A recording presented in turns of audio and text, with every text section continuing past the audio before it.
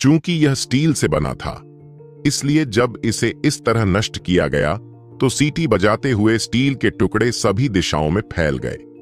दर्शक शिष्य सभी चौंक गए और उन स्टील के टुकड़ों से बचने लगे, लेकिन कुछ ऐसे भी थे जिन्होंने शीघ्रता से प्रतिक्रिया नहीं की और वे सीधे ही छेदित हो गए। इससे सभी शिष्यों के चेहरे बदल गए और वे एक बार फिर पीछे हट गए। यह दूरी अभी भी उनकी सुरक्षा की गारंटी देने के लिए पर्याप्त नहीं थी। उनकी लड़ाई की शुरुआत ही ऐसी थी। एक बार असली लड़ाई शुरू हो गई तो यह और भी भयानक हो जाएगी। अगर वे अपनी लड़ाई के बाद के झटकों से ही मर गए तो यह वाकई एक हास्यास्पद मौत होगी। वे थोड़ा सुरक्षित महसूस करने से पहले 1 मील पीछे हट गए। भले ही कुछ बड़ा हो जाए, फिर भी उनके पास प्रतिक्रिया करने का समय होना चाहिए। हाँ, अच्छा, केवल इस तरह से ही यह थोड़ा दिलचस्प होगा। प्रकाश ने एक बार फिर मुक्का मारा। एक और टक्कर के साथ पूरा मार्शल स्टेज दरारों से भर गया। ऐसा लग रहा था जैसे वह विस्फोट के कगार पर है। बुरा नहीं, तो फिर मैं देखूं कि कितने हैं।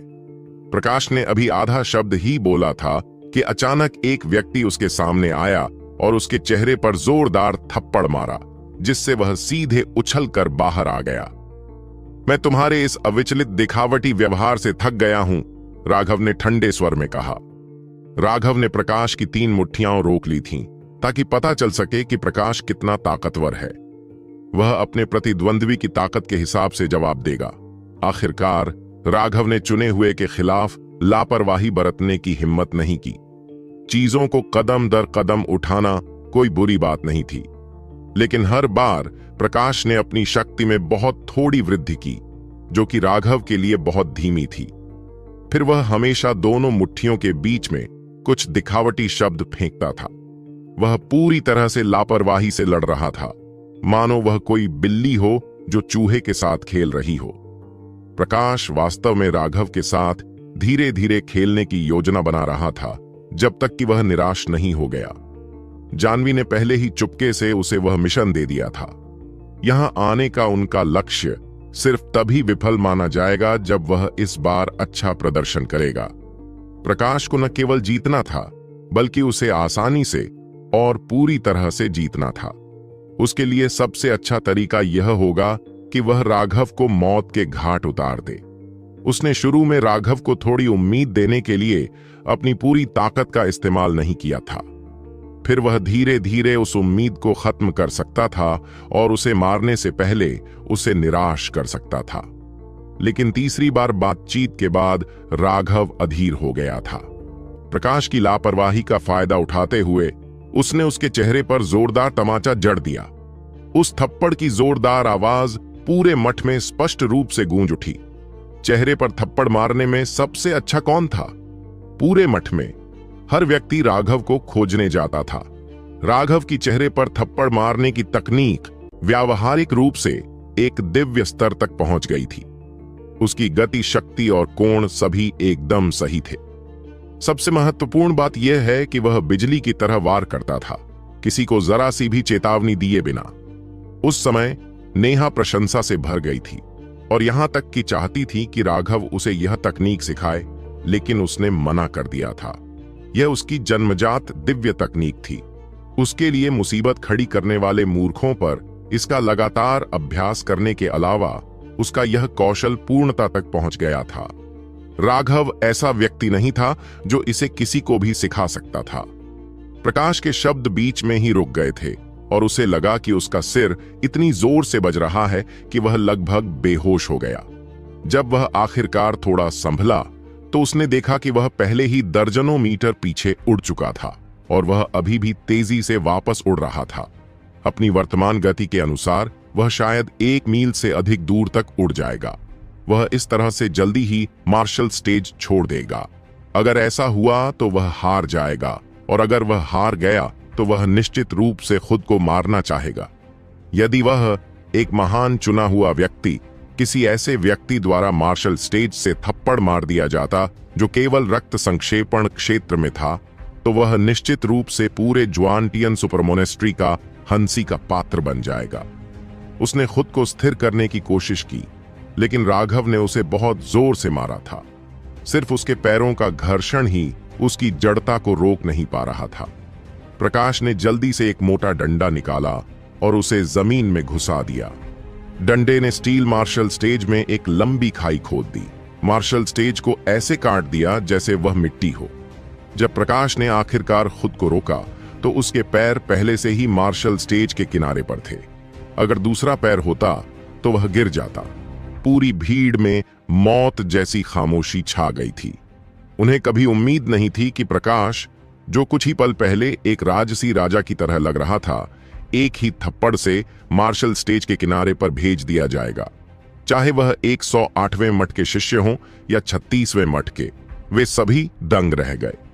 वे प्रकाश को देख रहे थे, या अधिक सटीक रूप से कहें तो वे उसके चेहरे पर बहुत स्पष्ट हाथ के निशान को देख रहे थे। राघव, तुम मौत को बुला रहे हो। प्रकाश का क्रोध भड़क उठा और वह आगे बढ़ा तथा उसने अपना डंडा राघव पर फेंक दिया। इस बार प्रकाश सच में क्रोधित था। अब उसके मन में राघव के साथ खिलवाड़ करने का कोई विचार नहीं था। उसकी छड़ी का यह प्रहार उसे मारने के उद्देश्य से था।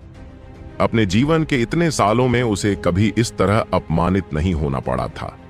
चेहरे पर यह तमाचा उसे इतना बुरा लगा मानो उसे मार दिया गया हो। उसकी छड़ी ने आसमान को हिला दिया और उसके आसपास की हवा में विस्फोट हो गया। यह प्रकाश की असली ताकत थी। राघव ने नाक सिकोड़ी और अपना हाथ आगे बढ़ाया। अंतरिक्ष हिल गया और लगातार गड़गड़ाहट होने लगी, क्योंकि भयानक वज्र शक्ति राघव के हाथ में संघनित होकर भाले में बदल गई। वह भाला वज्र शक्ति से संघनित था, किंतु उस पर लगे रूणों के कारण वह एक वास्तविक भाले जैसा ही था तथा उसमें विस्फोटक शक्ति भरी हुई थी, जिसके कारण अंतरिक्ष उसके चारों ओर घूमता था। राघव का बिजली का भाला प्रकाश के कर्मचारियों पर जा लगा। मार्शल स्टेज अंततः उनके बल को सहन करने में असमर्थ हो गया और पूरी तरह से फट गया। वह युद्ध मंच स्टील से बना था और जैसे ही उसमें विस्फोट हुआ, पूरा आकाश सीटी बजाते हुए स्टील के टुकड़ों से भर गया। यदि यह सिर्फ कुछ टुकड़े होते तो भी हर कोई चकमा देने में सक्षम होता, लेकिन अब वे निश्चित रूप से इतने सारे को चकमा देने में सक्षम नहीं थे। और सबसे भयानक बात यह थी कि उनमें से कुछ टुकड़े टेबल के आकार के थे। अगर उन दर्शकों में से किसी को भी ये टुकड़े लग जाते तो वे मर नहीं पाते या अपंग हो जाते। एल्डर महेंद्र के चेहरे पर भाव बदल गए। वह राघव की लड़ाई पर बहुत ज्यादा ध्यान दे रहा था और शिष्यों के बारे में भूल गया था। अब उनके लिए उन्हें बचाने के लिए बहुत देर हो चुकी थी। अचानक नेहा सबके सामने प्रकट हुई। एक हाथ की मुहर बनाते हुए हवा के ब्लेडों से भरा एक आकाश एक बार फिर उन स्टील के टुकड़ों के सामने प्रकट हुआ। वे टुकड़े नेहा की पवन ब्लेडों द्वारा तुरंत काट दिए गए, लेकिन अभी भी कुछ महीन टुकड़े थे जो पवन ब्लेडों के बीच की छोटी दरारों से निकलकर बाहर आ गए। लेकिन सबके सामने एक बहुत बड़ी बर्फ की दीवार दिखाई दी। जब वे टुकड़े उससे टकराए तो वह मोटी बर्फ की दीवार टूट गई, लेकिन उन टुकड़ों ने भी अपनी सारी ताकत खो दी और जमीन पर गिर गए। अब जाकर उन सभी शिष्यों के पास अपने ठंडे पसीने को पोंछने का एक पल था। एक पल के लिए झिझकने के बाद वे सब और भी पीछे हट गए। यह दूरी भी बहुत खतरनाक थी। उन्होंने देखा कि मार्शल स्टेज के विस्फोट के बाद प्रकाश और राघव अब एक दूसरे से 100 मीटर की दूरी पर खड़े थे। राघव एक बिजली का भाला पकड़े हुए था जो लगातार अंतरिक्ष को घुमा रहा था। वह स्वर्ग से उतरे एक देवता की तरह लग रहा था, अविश्वसनीय रूप से प्रभावशाली दिखाई दे रहा था। हे, आखिरकार मेरे पास एक अच्छा हथियार है। राघव मुस्कुरा रहा था। हालांकि डेविल डेकैपिटेटर ज्यादा ताकतवर था, लेकिन यह बहुत भारी था। यह उसके शरीर पर बहुत ज्यादा बोझ था और यह लंबी लड़ाई के लिए उपयुक्त नहीं था। जहां तक ज्वाला ब्लेडों का प्रश्न है जिन्हें उसने पहले संघनित किया था, वे केवल मुख्य शिष्यों को ही संभालने में सक्षम थे। फेवरेट के सामने वे एक ही टक्कर के बाद ढह जाते। चुने हुए की तो बात ही छोड़िए। अब राघव की पिल फ्लेम केवल गोलियों को परिष्कृत करने के काम आती थी। हालांकि 2 महीने तक बिजली इकट्ठा करने के बाद उसके थंडर फोर्स रूंड और भी मजबूत हो गए थे और उनके द्वारा संघनित बिजली के हथियार पहले से भी ज्यादा भयानक थे। यह वास्तव में प्रकाश के हमले को रोकने में सक्षम था। इससे राघव बहुत खुश हुआ। वह इस बिजली के भाले के साथ बिना थके लगातार 3 दिनों तक लड़ सकता था। प्रकाश ने आश्चर्य और अविश्वास से राघव के भाले को देखा। उसने कभी नहीं सोचा था कि राघव के पास थंडर फोर्स है, जो आमतौर पर बेहद दुर्लभ होता है। उस पिछले आदान प्रदान के कारण उसका हाथ थोड़ा सुन्न हो गया था। राघव की विस्फोटक थंडर फोर्स ने उसके शरीर को पागलपन से नष्ट करने की कोशिश की थी। उस थंडर फोर्स को खत्म करने के लिए उसे आध्यात्मिक ऊर्जा की एक बड़ी मात्रा को खत्म करने के लिए मजबूर होना पड़ा था। इससे कोई फर्क नहीं पड़ता कि आपके पास थंडर फोर्स है, इससे आपकी किस्मत नहीं बदलेगी, आप आज भी मरेंगे। प्रकाश ने अपने कर्मचारियों के साथ राघव पर हमला किया। राघव ने व्यंग्य किया और अपना सिर हिलाया। तुम बार बार दोहराते हो कि दूसरे सुअर हैं, लेकिन सच तो यह है कि तुम सुअर हो। तुम एक आम सुअर हो जो सिर्फ खाना याद रखता है और पिटाई याद नहीं रखता। क्या तुम्हारा चेहरा दुख रहा है? राघव के बिजली के भाले ने प्रकाश के कर्मचारियों को रोक दिया और फिर उसके पेट पर वार किया। हालांकि राघव ने पहले भालों का इस्तेमाल नहीं किया था, लेकिन वह जानता था कि लंबे हथियार दुश्मन को हमला करके दूर रखने के लिए सबसे उपयुक्त थे। राघव की बातें सुनकर प्रकाश को तुरंत अपने चेहरे पर जलन महसूस हुई। राघव का थप्पड़ बहुत ही क्रूर था। मरो! प्रकाश दहाड़ा और अपने डंडे को जोर से लहराते हुए हमलों की एक भयंकर बौछार शुरू कर दी। राघव ने और कोई शब्द बर्बाद नहीं किया। उसके भाले ने भी जोरदार हमला किया।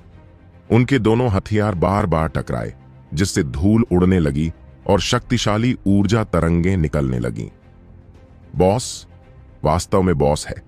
चाहे कोई भी समय हो, उसे लड़ते देखना अभी भी बहुत अद्भुत है। अर्जुन ने प्रशंसा की। बाकी शिष्यों ने सिर हिलाया।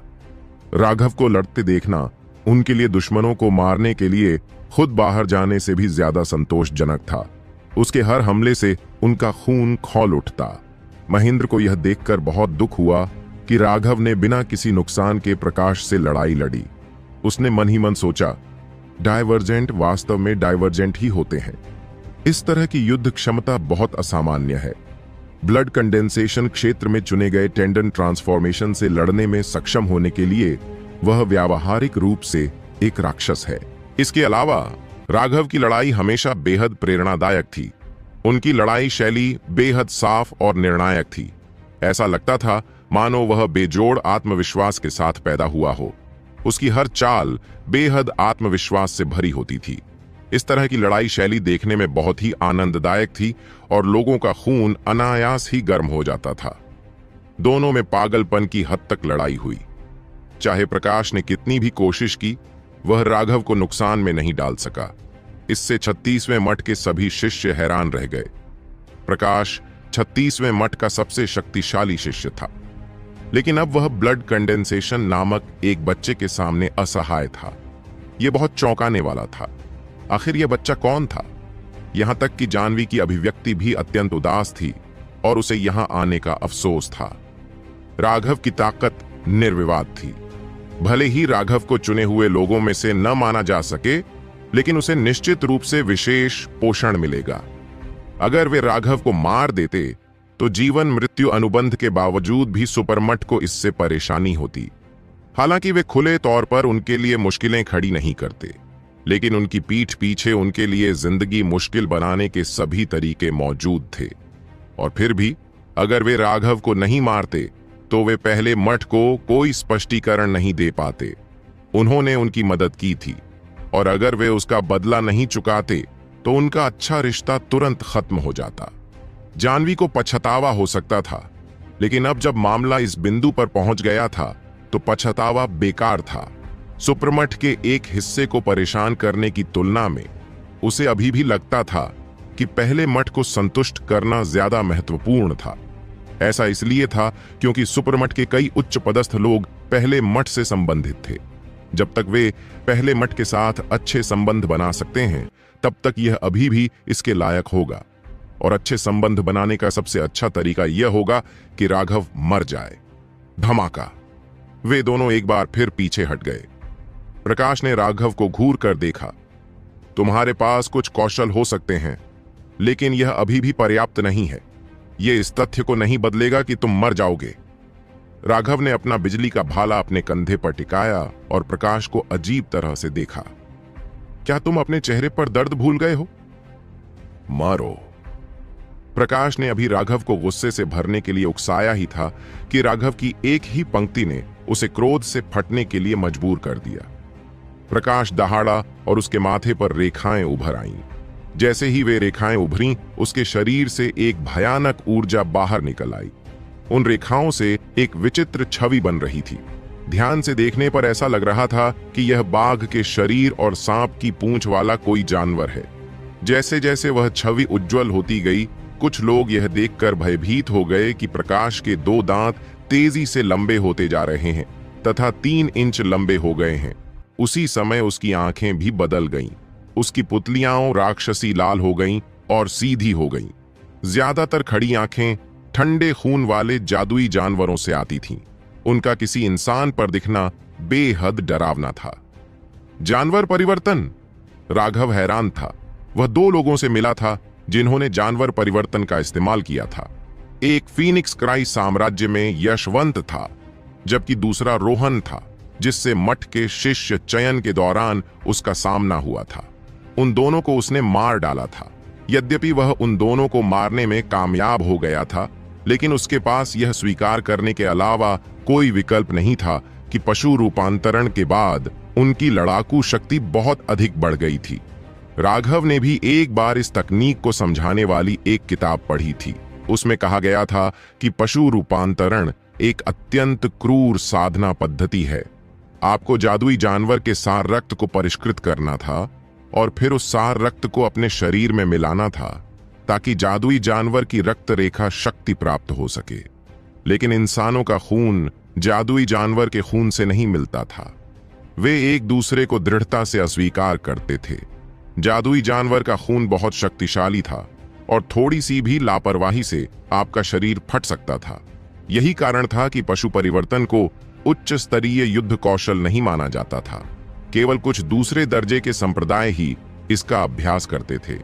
यह तथ्य कि एक महान चुना हुआ व्यक्ति पशु रूपांतरण का उपयोग करेगा, राघव के लिए अकल्पनीय था। जानवरों का रूपांतरण? हे, तुम सच में अज्ञानी हो। यह मेरी जानवर विलय कला है।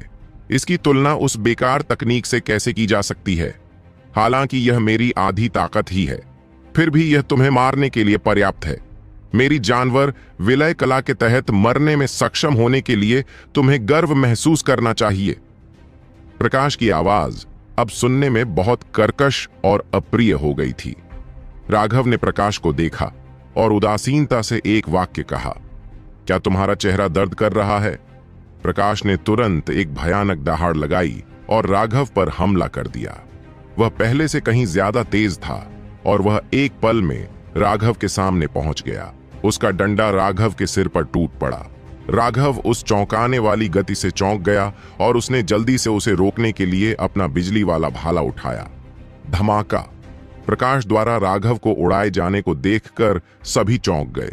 उसका बिजली का भाला प्रभाव से नष्ट हो गया था। मर जाओ! प्रकाश ने दुष्टतापूर्वक हंसते हुए एक बार फिर राघव पर हमला किया। उसका डंडा चमक उठा और एक भयानक आभा ने राघव को अपनी जगह पर जकड़ लिया। वह डंडा एक बार फिर उस पर टूट पड़ा। राघव ने गहरी सांस ली। ऐसा लग रहा था कि उसकी थंडर फोर्स अभी भी पर्याप्त मजबूत नहीं थी। अब हथियार बदलने का समय आ गया था। एक सुनहरे कृपाण ने प्रकाश के कर्मचारियों पर जोरदार वार किया, जिससे आकाश को हिला देने वाला विस्फोट हुआ। जमीन टूट गई और हवा में धूल भर गई। एक आकृति वापस उड़ी, जमीन पर लुढ़कती हुई सैकड़ों मीटर दूर जाकर स्थिर हुई। जब उन्होंने वह आकृति देखी तो 36वें मठ के शिष्यों के जबड़े जमीन पर खुले रह गए। वह दयनीय व्यक्ति वह था जिसने अभी अभी बीस्ट मर्जिंग आर्ट का उपयोग किया था, जिसकी लड़ाकू शक्ति विस्फोटक रूप से बढ़ी थी। प्रकाश भी पूरी तरह से हैरान था। वह एक आकृति को घूर रहा था जो धीरे धीरे धूल से बाहर निकल रही थी। जैसे जैसे वह आकृति स्पष्ट होती गई, लोगों को राघव के कंधे पर एक बड़ी सुनहरी कृपाण दिखाई देने लगी। राघव तिरस्कारपूर्ण दिखाई दे रहा था। उसकी अहंकारी इच्छा सभी दिशाओं में फैल रही थी। 36वें मठ के सभी शिष्यों ने मुंह में लार भर ली। वे अपनी आंखों पर विश्वास ही नहीं कर पा रहे थे। जहां तक महेंद्र का सवाल है, वह इतना हैरान नहीं था। उसे राघव की ताकत के बारे में बहुत स्पष्ट पता था। पिछला बिजली का भाला सिर्फ एक वार्म अप था। अब जबकि उसने डेविल डेकैपिटेटर का इस्तेमाल कर लिया था, इसका मतलब था कि उसका वार्म अप खत्म हो चुका था। यह असली लड़ाई थी। बॉस शक्तिशाली और दबंग है। अर्जुन ने अपनी मुट्ठियां उठाईं। राघव को श्रद्धा से देखा। उसके दिल में राघव युद्ध का अजेय देवता था। हर बार जब वह राघव को हमला करते देखता तो उसका खून खौल उठता और वह अपने सभी दुश्मनों को मार डालने की इच्छा करने लगता। तुमने मुझे वाकई निराश किया है। पहले तुम इतने लंबे समय तक इतने मजबूत और शक्तिशाली बने रहे, सारा दिन बकवास करते रहे, लेकिन तुम्हारे पास बस इतनी सी योग्यता है। सिर्फ इतना ही चुना हुआ बनने के लिए काफी है। मुझे मत बताओ कि तुम्हारा चुना हुआ पद खरीदा गया है, कमाया नहीं गया है। राघव ने तिरस्कार पूर्वक कहा। इससे पहले उसने अपनी पूरी ताकत का इस्तेमाल नहीं किया था, क्योंकि वह सावधान था, क्योंकि यह उसका पहली बार अकेले किसी चुने हुए के खिलाफ लड़ने का मौका था। उसे सावधान रहना था, क्योंकि वह हार नहीं सकता था। वह अपने प्रतिद्वंद्वी की क्षमताओं और कौशल को जानने के लिए संघर्ष कर रहा था, ताकि हमला करने का अच्छा मौका मिल सके। इससे उसे जीत की सबसे अच्छी संभावना मिलेगी। लेकिन फिर उसे एहसास हुआ कि यह आदमी वाकई बेवकूफ है। उसे युद्ध का कोई अनुभव नहीं था। वह सिर्फ अंधाधुंध हमला करना जानता था। अभी अभी उसने यह भी कहा था कि वह अपनी शक्ति का केवल एक हिस्सा ही इस्तेमाल कर रहा है। राघव ने सोचा था कि उसके पास अपनी बात को पुख्ता करने के लिए कुछ है, लेकिन परिणाम स्वरूप उसने अपनी तलवार से इतनी जोर से वार किया कि वह उड़ गया। अब राघव को लगा कि उसे अपमानित किया गया है। अगर उसे पता होता कि यह बेवकूफ इतना कमजोर है, तो वह इतनी सावधानी से क्यों लड़ता? वह अपनी तलवार के कुछ ही वार से उसे मार डालता। उसी समय राघव को एहसास हुआ कि इन तथाकथित चुने हुए लोगों के बीच भी बहुत अंतर था। वे सभी मुकेश और समर के समान स्तर पर नहीं थे। असंभव, तुम इतनी मजबूत कैसे हो? प्रकाश हैरान और क्रोधित होने से खुद को रोक नहीं सका। क्या तुम्हारा चेहरा दुख रहा है? तुम? प्रकाश का आश्चर्य तुरंत उसके क्रोध से दब गया और उसका डंडा एक बार फिर राघव पर टूट पड़ा। भागो! राघव ने डेविल डेकैपिटेटर को एक गहरे चाप में घुमाया, जो प्रकाश के कर्मचारियों में जा टकराया। एक बहुत बड़ी अप्रतिरोध्य शक्ति ने प्रकाश पर प्रहार किया और वह नीचे गिर गया। इस बार वह 1 मील से ज्यादा दूर तक उड़ गया और मुंह में मिट्टी भरकर जमीन पर गिरा। असंभव! आखिर यह राघव किस तरह का राक्षस है? 36वें मठ के शिष्य अंततः अविश्वास में चिल्लाने से खुद को रोक नहीं पाए। राघव बहुत ही असामान्य था। जानवी भी हैरानी से राघव को देख रही थी, लेकिन जैसे ही उसने उसकी कृपाण को स्पष्ट रूप से देखा, उसे आखिरकार एहसास हुआ कि राघव शारीरिक रूप से अविश्वसनीय रूप से शक्तिशाली था। वह यह बताने में सक्षम थी कि उसकी कृपाण निश्चित रूप से चौंकाने वाली भारी थी। सबसे महत्वपूर्ण बात यह थी कि राघव के पतले शरीर ने उन सभी को धोखा दिया था। किसी ने भी नहीं सोचा होगा कि इतने पतले शरीर में इतनी भयानक ताकत होगी। वह वास्तव में मानव रूप में एक जादुई जानवर था। प्रकाश ने जमीन में एक खाई खोदी। उसका चेहरा लोहे के हल जैसा था। जैसे ही वह उठा, उसे एहसास हुआ कि उसका मुंह भर गया है और उसने मुंह में मिट्टी थूक दी। मिट्टी थूकने के बाद भी उसे खून का स्वाद आ रहा था। वह राघव की तरफ घूरने लगा। इस समय राघव ने उसे बड़ी चिंता से देखा। क्या तुम्हारा चेहरा दर्द कर रहा है? प्रकाश धीरे से खड़ा हुआ और राघव की ओर इशारा किया। मैं मानता हूं कि मैंने तुम्हें कम आंका था, लेकिन अगर तुम्हें लगता है कि तुम इस दिन बच पाओगे तो तुम बहुत गलत हो। मुझे गुस्सा दिलाने के लिए बधाई। मैंने तय कर लिया है कि मैं तुम्हारे शरीर को टुकड़े टुकड़े कर दूंगा। इतना ही नहीं, मैं तुम्हारे परिवार की भी जांच करूंगा। हे। राघव ने अपनी आंखें सिकोड़ लीं। यह कमीना असल में उसके परिवार का इस्तेमाल करके उसे धमकाने की कोशिश कर रहा था। इसके अलावा राघव को एहसास हो गया था कि यह कमीना वाकई संकीर्ण सोच वाला है। और वास्तव में ऐसा कुछ कर सकता है। राघव आहें भरने से खुद को रोक नहीं सका। स्वर्ग वास्तव में अंधा था जो ऐसे कमीने को चुना जाने की अनुमति दे रहा था। ऐसा लगता है कि मैं तुम्हें यहां से जिंदा नहीं जाने दूंगा। राघव ने ठंडे मन से उसकी ओर देखा और धीरे धीरे आगे बढ़ गया। पूरा मार्शल स्टेज पहले ही फट चुका था और मीलों तक एक बड़ा गड्ढा बन गया था। अब बोलने के लिए कोई सीमा नहीं बची थी। हाँ हाँ हाँ, तुम मुझे मारना चाहते हो? क्या तुम मुझे हंसा हंसाकर मरवाना चाहते हो? मैं तुम्हें एक दिव्य तकनीक दिखाऊंगा जिसे तुम 1000 साल तक कोशिश करने पर भी नहीं समझ पाओगे। प्रकाश पागलों की तरह हंसा और उसने अपनी उंगली को काट लिया। उसने उस खून को अपने माथे पर लगी छवि के ऊपर रगड़ा और फिर एक बेहद जटिल हाथ की मुहर बनाई। एक जोरदार गड़गड़ाहट हुई और प्रकाश के पीछे की जगह अस्थिर हो गई। ऐसा लग रहा था जैसे कि वह फट जाएगा। एक अत्यंत क्रूर आभा बाहर निकली। राघव चौंकने से खुद को नहीं रोक सका। प्रकाश के पीछे की जगह लगातार घूम रही थी। धीरे धीरे एक विशाल आकृति बन रही थी। वह आकृति काली धुंध से बनी हुई प्रतीत हो रही थी और 30 मीटर से अधिक ऊंची थी। उससे निकलने वाली आभा ने बाकी सभी को दबा दिया। प्रकाश की आंखें खून के रंग की हो गईं, किसी शैतान की आंखों जैसी। प्रकाश ने अपना डंडा बाहर निकाला और अंतरिक्ष में तुरंत हलचल मच गई। इस मायावी आकृति के सहारे उसकी शक्ति पूरी तरह से फूट पड़ी थी। यह मेरा असली रूप है, छोटे बदमाश, मर जाओ। प्रकाश ने दहाड़ते हुए सीधे राघव पर हमला किया और अपने दोनों हाथों से राघव पर बुरी तरह से वार किया। राघव ने अपनी कृपाण से उसे रोका, फिर भी उसे भारी झटका महसूस हुआ और एक भयानक ताकत के कारण उसे 1 दर्जन कदम पीछे हटना पड़ा। हर कदम के साथ उसके नीचे की जमीन धंसती जा रही थी। सिर्फ 1 दर्जन कदम चलने पर राघव सैकड़ों मीटर दूर था। बुरा नहीं है, अब यह थोड़ा दिलचस्प होगा। राघव ने अपना थोड़ा सुन्न हाथ हिलाया। अब यह किसी चुने हुए व्यक्ति की शक्ति की तरह लग रहा था। मर जाओ। प्रकाश ने एक बार फिर अपनी छड़ी से जोरदार प्रहार किया। अब जब उसे इस मायावी आकृति का सहारा मिल गया था तो उसकी शारीरिक ऊर्जा विस्फोटक रूप से बढ़ गई थी।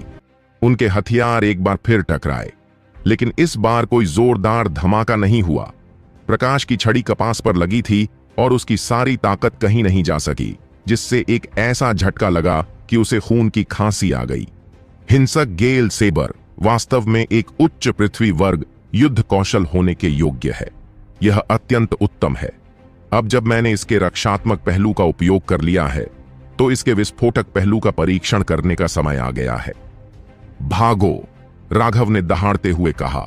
उसकी आवाज गर्जने जैसी थी। डेविल डिकैपिटेटर ने अचानक राघव की शक्ति के अलावा प्रकाश द्वारा अपने हमले में इस्तेमाल की गई शक्ति भी छोड़ दी। प्रकाश को अचानक राघव की कृपाण से एक जबरदस्त शक्ति का उछाल महसूस हुआ। उसे यह जानकर डर लगा कि वास्तव में इसमें शक्ति के 2 हिस्से थे और वह वास्तव में इसे पूरी तरह से रोकने में असमर्थ था। जब जानवी ने देखा कि प्रकाश इस त्रुप के पत्ते के साथ भी कुछ नहीं कर पा रहा है तो वह पीला पड़ गया। यह कैसे संभव है? राघव की ताकत उसकी उम्मीदों से कहीं ज्यादा थी। प्रकाश को राघव द्वारा बार बार पीछे धकेला जा रहा था। सच तो यह है कि ताकत के मामले में प्रकाश ने इस समय राघव को पीछे छोड़ दिया था। दुर्भाग्य से राघव ने अभी अभी वायलेंट गेल सेबर तकनीक से कृपाण कला की कुछ गहराइयों को समझने में कामयाबी हासिल की थी।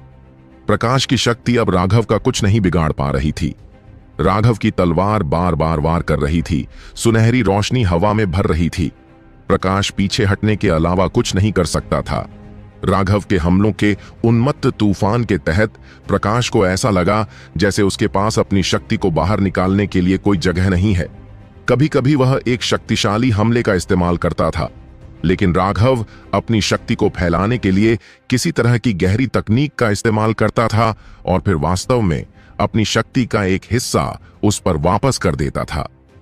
यह हिंसक आंधी कृपाण तकनीक है। मठ के एक बुजुर्ग ने इस युद्ध कौशल को पहचाना था। राघव वास्तव में एक राक्षस है। मैंने सुना है कि वह कुछ युद्ध कौशल प्राप्त करने के लिए अभी अभी जुआनटियन मंडप में गया था, लेकिन इतने कम समय में वह पहले से ही कृपाण कला के कुछ सार को समझने में कामयाब हो गया है। इस तरह की प्रतिभा, समझ, कौशल और दृढ़ता भयानक है। ये सभी बुजुर्ग 60 साल से ज्यादा उम्र के थे। इतने लंबे समय तक जीने के बाद भी उनकी नजर बहुत तेज थी। उन्होंने तुरंत देखा कि राघव प्रकाश के खिलाफ लड़ने के लिए अपने युद्ध के अनुभव और कौशल पर भरोसा कर रहा था। यह उसकी पिछली क्रूर बल शैली से थोड़ा अलग था। इसके अलावा जैसे जैसे राघव अपनी कृपाण कलाओं से परिचित होता गया, उसके हमले और भी तीखे होते गए। अंत में उसके हमले बिना किसी अपरिचितता के पूरी तरह से स्वाभाविक रूप से प्रवाहित हुए। वे बुजुर्ग आहें भरने से खुद को रोक नहीं पाए। जैसी कि उम्मीद थी, नई पीढ़ी पुरानी पीढ़ी से आगे निकल गई। राघव वास्तव में अपनी कृपाण कला का अभ्यास करने और उसे संयमित करने के लिए एक चुने हुए व्यक्ति का उपयोग कर रहा था। जब वे युवा थे और कैसे उन्होंने हर एक नियम और प्रतिबंध का सावधानीपूर्वक पालन किया था, उस समय के बारे में सोचते हुए वे खुद को राघव से तुलना करते हुए यह महसूस करने से नहीं रोक सके कि जैसे उन्होंने कुछ भी नहीं जिया है। यहां तक कि नेहा और अन्य कुशल शिष्य भी बता सकते थे कि राघव क्या कर रहा था। यह बहुत स्पष्ट था। शुरुआत में राघव की कृपाण कला स्पष्ट रूप से बहुत कठोर थी, लेकिन जैसे जैसे समय बीतता गया, वे आसानी से और सुचारू रूप से प्रवाहित होने लगीं। नेहा अपना सिर हिलाने से खुद को नहीं रोक सकी। इतने लंबे समय से उसे जानने के बाद भी राघव अभी भी लगातार सभी की कल्पनाओं को चुनौती दे रहा था। प्रयोग के लिए चुने गए व्यक्ति का उपयोग करना कितना शानदार साथी है। शायद इस दुनिया में केवल राघव ही ऐसा करने की हिम्मत कर सकता है। जाह्नवी का चेहरा बहुत ही भद्दा था। कभी कभी वह अपना हाथ थोड़ा ऊपर उठाती और फिर उसे वापस नीचे ले आती। इस समय वह पहले से ही घबरा रही थी और उसे नहीं पता था कि उसे क्या करना चाहिए। तुम कमीने राघव, तुम सच में मुझे मजबूर कर रहे हो। प्रकाश अचानक दहाड़ा। अपने दांतों को बुरी तरह भींचते हुए उसने अचानक अपने हाथों को एक साथ लाया। जानवर की छवि शरीर के साथ विलीन हो जाती है। जानवर की छवि शरीर के साथ विलीन हो जाती है। प्रकाश की दहाड़ के बाद उसके पीछे की विशाल छवि धीरे धीरे उसके शरीर में विलीन हो गई और एक अविश्वसनीय रूप से क्रूर आभा बाहर निकल आई। राघव चौंक गया। उसे लगा कि एक अत्यंत प्राचीन आभा ने उसे अपनी जगह पर जकड़ लिया है।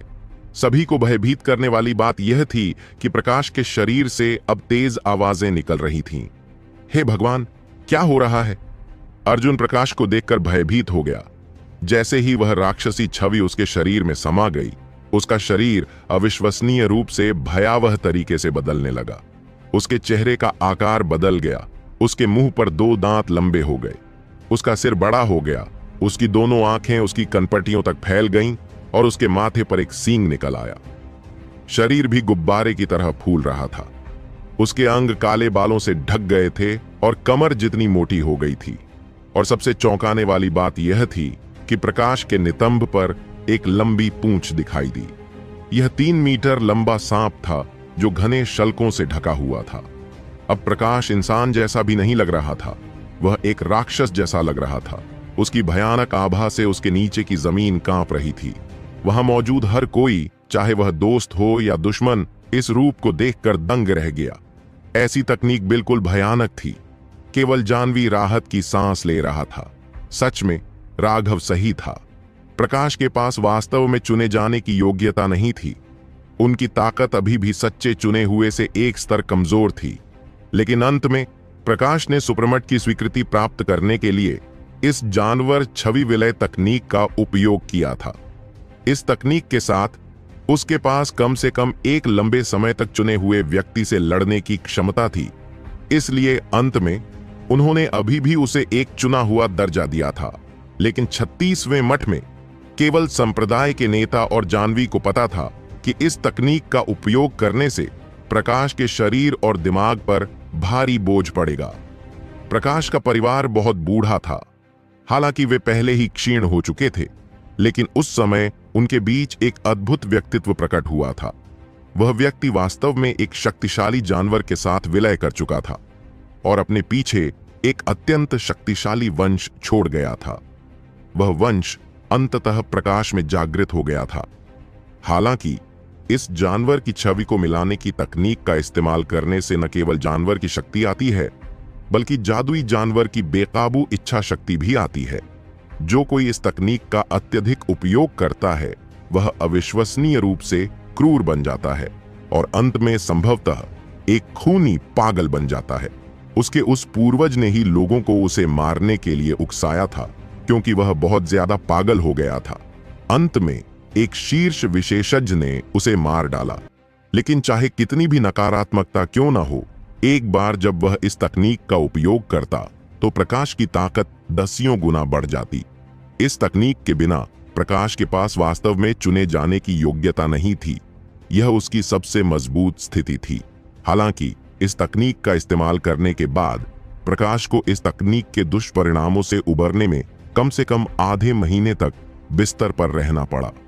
यह मूल रूप से एक आत्म क्षति पहुंचाने वाली तकनीक थी। राघव, अब तुम्हें हमारे बीच का अंतर पता चल जाना चाहिए। तुम आराम से मर सकते हो। प्रकाश का भौतिक शरीर विस्फोटक रूप से आकार में बढ़ गया था और उसकी आवाज भी इंसानों जैसी नहीं लग रही थी। उस कर्कश जानवर जैसी आवाज से लोगों का खून ठंडा हो जाता था। क्या तुम्हारा चेहरा दर्द कर रहा है? राघव अपनी लाइन बदलने के लिए बहुत आलसी था। उसकी प्रतिक्रिया में एक लाठी बिजली की तरह उस पर टूट पड़ी। उसके पहुंचने से पहले ही उसके नीचे की जमीन दरकने लगी। जब छड़ी राघव की कृपाण से टकराई तो उसके पैरों के नीचे की जमीन पूरी तरह से ढह गई और राघव अनजाने में पीछे की ओर उड़ गया। कितना शक्तिशाली! राघव को अपने पेट में दर्द का ऐसा एहसास हुआ मानो उसके अंदरूनी अंग उसके अंदर ही इधर उधर घूम रहे हों।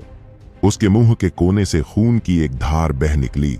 वर्तमान प्रकाश बेहद शक्तिशाली था। उसका चुना हुआ खिताब बेवजह नहीं था।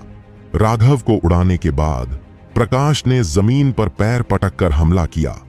अपने डंडे को दोनों हाथों से पकड़कर उसने उसे बुरी तरह से नीचे गिरा दिया। वह राघव को कुचलकर राख कर देना चाहता था। राघव मुस्कुराया। अब यह असली लड़ाई थी। दिव्य अंगूठी। जैसे ही प्रकाश का डंडा नीचे गिरा, पूरे मठ की जमीन हिल गई। धूल की एक लहर आसमान में भर गई, साथ ही छी की एक लहर भी। वरिष्ठ प्रशिक्षु भाई प्रकाश बहुत ताकतवर है। हे, इस बार राघव निश्चित रूप से मर चुका है। गरीब सुअरों का एक समूह हमारे मठ की तुलना कैसे कर सकता है? उस आभा को आकाश में उठते देख उन सभी ने यह मान लिया कि राघव किसी भी तरह से इतने शक्तिशाली प्रहार से बच नहीं सकता था। रुको, कुछ गड़बड़ है। जैसे ही धूल बिखरने लगी, उन्होंने एक अजीब सी चीज देखी। आसमान में 300 मीटर का एक दिव्य वलय दिखाई दिया जो पूरी दुनिया को रोशन कर रहा था। क्या? 36वें मठ के शिष्य अचानक अविश्वास से भर गए। उन्होंने देखा कि राघव अभी भी अपनी कृपाण के साथ वहीं खड़ा था। उसके काले बाल हवा में नाच रहे थे, उसके कपड़े फड़फड़ा रहे थे और उसकी आभा लगातार बढ़ रही थी। अपने पीछे उस दिव्य अंगूठी के साथ वह बिल्कुल एक देवता की तरह लग रहा था, जो घमंड से 9 स्वर्गों की ओर देख रहा हो। वह और प्रकाश अभी भी अपने हथियार एक साथ बांधे हुए थे और एक दूसरे को घूर रहे थे। प्रकाश का शरीर पूरी तरह से बदल गया था, इसलिए उसकी अभिव्यक्ति नहीं देखी जा सकती थी, लेकिन यह स्पष्ट था कि वह पूरी तरह से अविश्वास से भरा हुआ था। असंभव! मुझे इस पर विश्वास नहीं होता। मर जाओ! प्रकाश दहाड़ा और उसकी सारी ऊर्जा पागलपन की तरह उसके कर्मचारियों में उड़ेल दी। उसके कर्मचारियों पर अनगिनत ऋण चमक उठे और एक हिंसक ऊर्जा राघव की ओर बढ़ी। राघव ने नाक से सांस ली और उसका समृद्ध सितारा तेजी से घूम गया। उसने अपनी ऊर्जा को भी नहीं रोका और उसे डेविल डेकेपिटेटर में डाल दिया। राघव की आध्यात्मिक ऊर्जा की इतनी अधिक आपूर्ति के बाद डेविल डेकेपिटेटर अचानक गड़गड़ाया और उसके ऊपर की रेखाएं चमक उठीं, जैसे कि वह एक जानवर था जो जाग गया था। भयानक ऊर्जा के कारण पृथ्वी धंस गई और उनके चारों ओर एक विशाल भंवर दिखाई दिया जो तेजी से फैल गया। उनके चारों ओर की जमीन चकनाचूर हो गई। दूर खड़े सभी शिष्य चौंक गए। जब वह भंवर उन तक पहुंचने लगी तो उन्हें मौत की गंध महसूस हुई और वे जल्दी से भाग गए। यहां तक कि एल्डर्स भी उनके साथ पीछे हट रहे थे। प्रकाश और राघव की शक्ति उस स्तर पर पहुंच गई थी कि वे भी पूरी तरह से ब्लॉक करने में असमर्थ थे और उन्हें अभिमानी होने की कोई आवश्यकता नहीं थी। नेहा, मनोज और बाकी सभी को आखिरकार एहसास हुआ कि राघव कितना भयानक था। जब उसने समर से लड़ाई की थी तब वह इतनी दूर था कि वे उसकी ताकत को महसूस नहीं कर पाए, लेकिन अब उनके झटके ही बाहरी शिष्यों को आसानी से नष्ट करने में सक्षम थे। यह व्यावहारिक रूप से स्वर्ग को चुनौती देने वाली ताकत थी। ये चुने हुए लोग थे। वे आसानी से एक ही पीढ़ी के लोगों को कुचल सकते थे और उन सभी को घृणा से देख सकते थे। उनकी दो शक्तियां लगातार ऊपर उठ रही थीं और जमीन लगातार धंस रही थी। सौभाग्य से यह जगह काफी विशाल थी और वहां कोई इमारत नहीं थी। वह स्थान जहां पर युद्ध मंच था अब 1 मील से अधिक गहरा और दर्जनों मील चौड़ा गड्ढा बन गया था। बीच में राघव और प्रकाश अभी भी पागलपन की हद तक एक दूसरे का सामना कर रहे थे। यह एक ऐसी प्रतियोगिता थी जिसमें किसी भी तरह की तकनीक का अभाव था। यह विशुद्ध शक्ति की प्रतियोगिता थी। प्रकाश पागलों की तरह दहाड़ रहा था। उसके चेहरे की नसें उभर आई थीं। उसका पूरा शरीर अब खून के रंग का हो गया था, जो बेहद भयानक लग रहा था। लेकिन चाहे उसने कितनी भी कोशिश की हो, वह राघव को मात नहीं दे सका। उनके नीचे की जमीन तेजी से धंस रही थी। बॉस, राघव वास्तव में मेरे आदर्श हैं। वह बहुत शक्तिशाली हैं, अर्जुन उत्साह से चिल्लाया। उसके पक्ष के सभी शिष्य अवर्णनीय जुनून के साथ राघव को देख रहे थे। राघव हमेशा उनके लिए एक अजेय युद्ध देवता था, उनका एकमात्र आध्यात्मिक स्तंभ। जब नेहा ने उन पूजनीय भावों को देखा तो उसके हृदय के कोमल पक्ष को थोड़ा गर्व महसूस हुआ।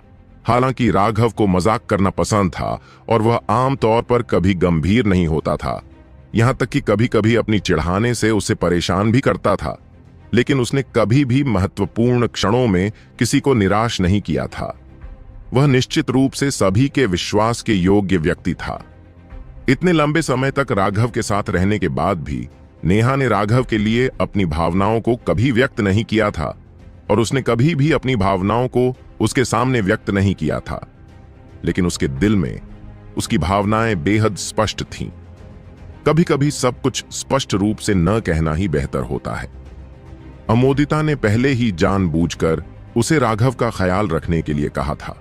उसने पहले ही वह सब कह दिया जो कहने की जरूरत थी। अब राघव को देखें, जो अपनी स्वाभाविक वीरता और गर्व के साथ एक अभिमानी देवता की तरह लग रहा था। उसकी महिमा उसकी भी महिमा थी।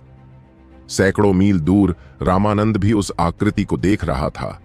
उसकी आंखें ठंडी तीक्ष्णता से भरी हुई थीं। क्या यह हो सकता है कि स्वर्ग ने उसे मुझे ज्ञान देने के लिए भेजा हो? उस समय मैं भी उसके जैसा ही था, घमंडी और स्वतंत्र।